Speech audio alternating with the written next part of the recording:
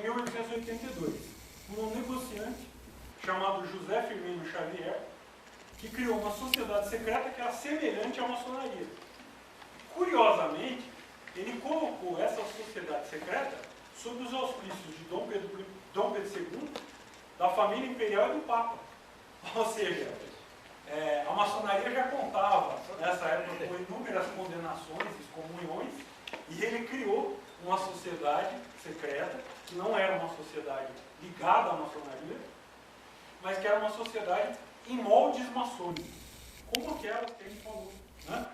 No século XVIII, que eram sociedades em moldes maçônicos.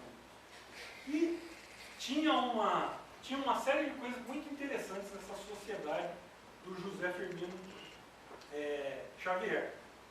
Primeiro, eles tinham 3 graus simbólicos: aprendiz, companheiro e mestre. Ele não chamava de loja, eles chamavam de casas, né? E essas casas, elas tomavam também um nome distintivo.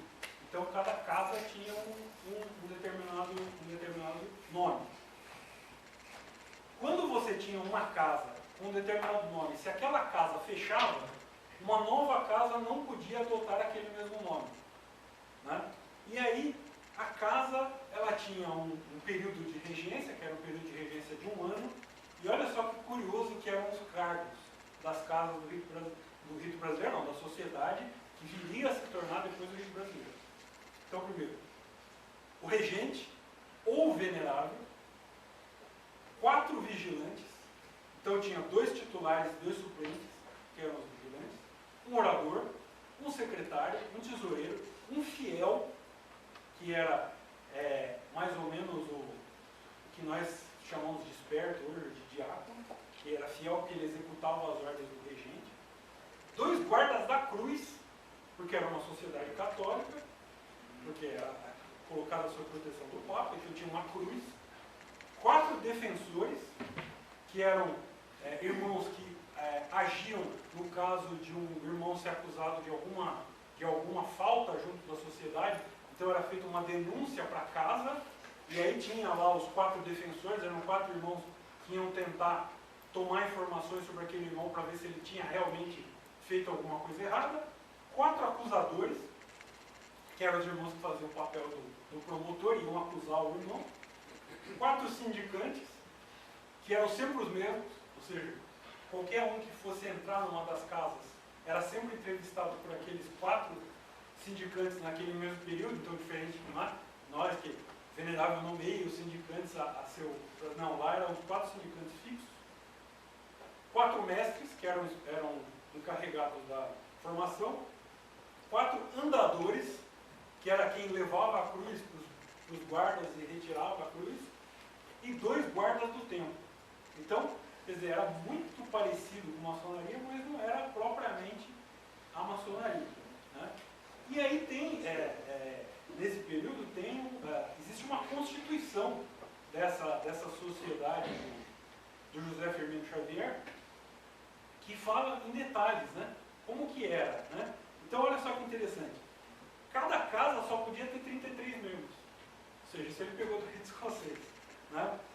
O venerável, o regente, ele só podia ser reeleito depois de passar os 4 anos da sua última administração. Então, o regente ia passar 4 anos para ser eleito novamente. E a nomenclatura das casas era bem interessante. Então, por exemplo, tinha o Oriente, e os irmãos tomavam assento na coluna do norte, chamado Vale do Soberbo Amazonas. E na coluna do sul era chamado de Vale do Prata.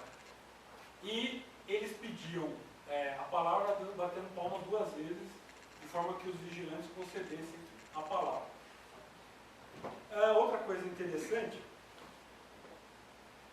os guardas da cruz, eles se sentavam em ambas as colunas e eram chamados pelo venerável para junto do dossel, quando o venerável descerrava a imagem do santo padroeiro. Então, cada uma das casas, elas elegiam um santo padroeiro.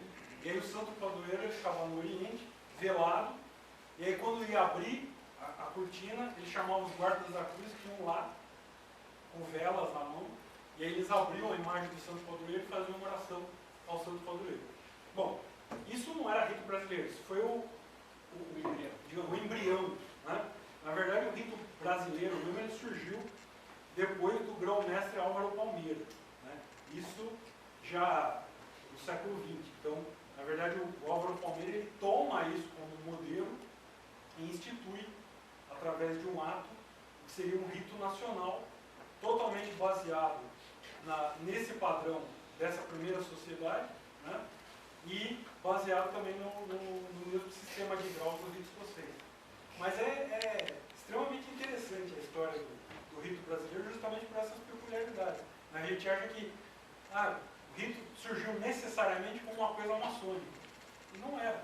Quer dizer, pegava elementos maçônicos, mas só muito tempo depois é que esse sistema foi absorvido para a maçonaria para se tornar um rito maçônico